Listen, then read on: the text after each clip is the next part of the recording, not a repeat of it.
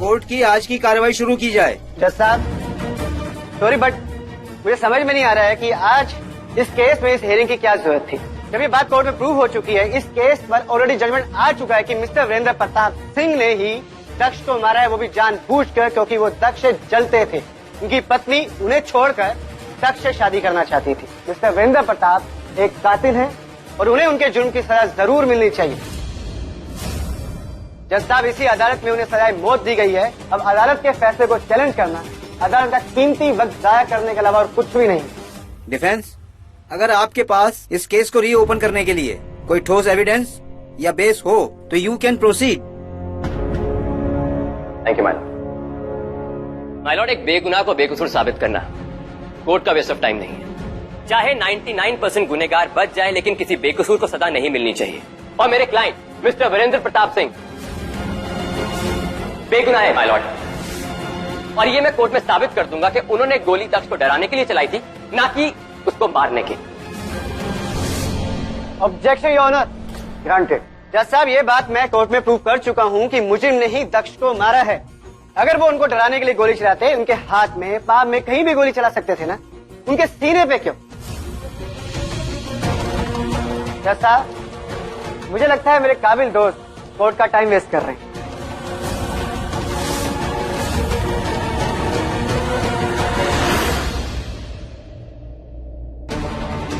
I think कि आप case को स्टडी करना भूल गए, वरना इस केस को रीओपन करने की जरूरत ही नहीं पड़ती।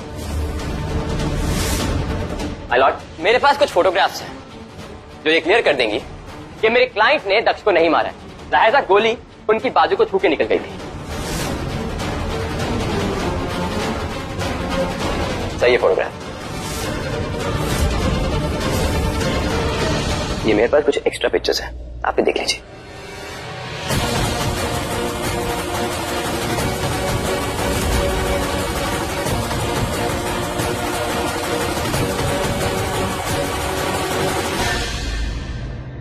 माय लॉर्ड, इसके अलावा मेरे पास और भी एक एविडेंस है जो ये प्रूव कर देगा कि मेरे क्लाइंट बेकसूर है।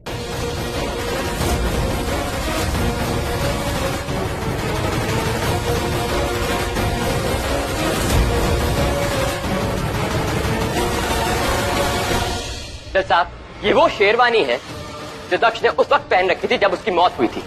जैसे कि आपने इन फोटोग्राफ्स में देखा, दक्ष की बाजू पे गोली का निशान है, ठीक वैसा ही निशान, वहीं से ये शेरवानी फटी हुई है, जो ये क्लियर करता है कि मेरे क्लाइंट ने जो दक्ष पे गोली चलाई थी वो उसके सीने पे नहीं, उसकी बाजू पे लग के निकली थी।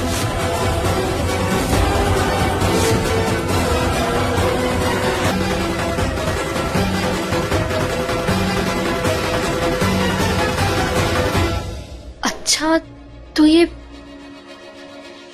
वही चाबी है जो उस दिन मुर्दा घर पर हमें अर्जुन बता रहा था।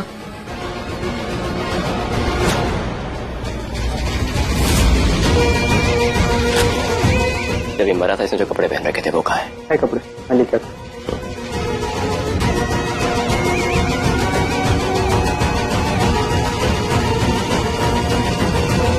ये रहे कपड़े।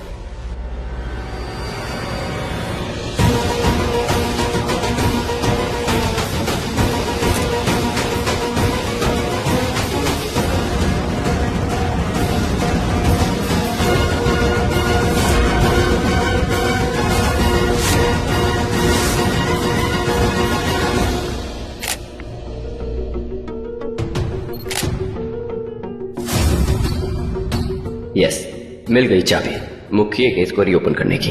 उस दिन एक नहीं 2 गोली चली थी।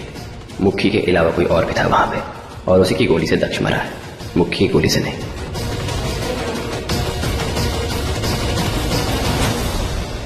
जज साहब, जैसा कि आपने इन फोटोग्राफ्स में देखा कि दक्ष की बाजू पे एक मार्क है और शेरवानी फटी हुई है, और वो गोली मेरे क्लाइंट ने चलाई थी। इसका मतलब कि दक्ष की मौत मेरे क्लाइंट की गोली से नहीं हुई, और मेरा क्लाइंट जो है वो बेकसूर है। जज साहब,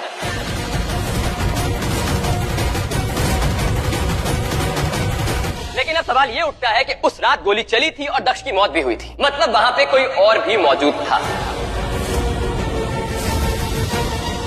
जिसने गोली चला के दक्ष को मारा और मेरे क्लाइंट को फंसाने की कोशिश की। जज साहब, डिफेंस लॉयर टोटली बेसलेस बातें कर रहे हैं। अगर कोई कमरे में होता तो पुलिस इन्वेस्टिगेशन के समय एक नहीं 2 गोली मिलती, लेकिन सिर्फ 1 गोली मिली। सिर्फ एक गोली। That's the point my Lord. Police ने अपनी इन्वेस्टिगेशन में लापरवाही बरती और उसकी सजा मेरा क्लाइंट ही भुगते।